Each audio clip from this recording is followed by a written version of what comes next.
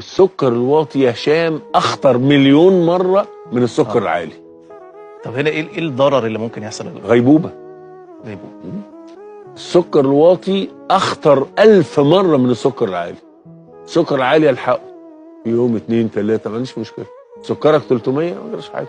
ما احنا بيجي لنا في عياداتنا العيان سكره 300 و350 و350 وجاي على رجليه. انما السكر لو وطي اكثر الاعضاء في الجسم استهلاكا للسكر هو المخ. اكتر عضو بيستهلك سكر، بيستهلك ارقام خياليه ما اقدرش اقولها طبعا في التلفزيون لانها ارقام علميه، لكن استهلاكه للسكر عالي جدا. لو ما لقاهوش غيبوبه ممكن جدا تؤدي الى الوفاه. فالسكر الواطي خطر. انا صايم واخد انسولين الفجر، طيب ما السكر جايز يوطى. في ناس بتقول انا بعدل الجرعات وممكن اصوم. برافو عليك. ما بتعدل الجرعات انها تبقى واطيه المفروض عشان السكر ما ينزلش. ما لاني ما باكلش. كانك ما بتاخدش.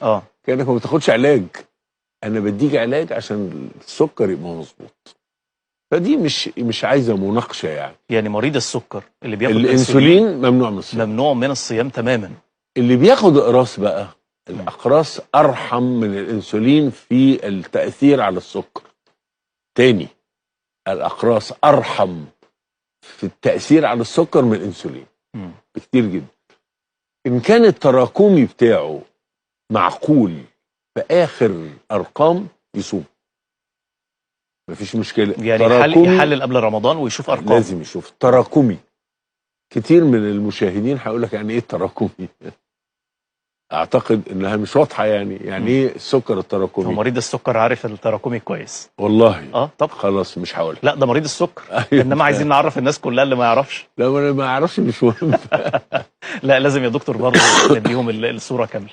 هو التراكمي انا استاد القاهره في 100,000 تمام، وفي طياره هليكوبتر ماشيه رمت كيس سكر.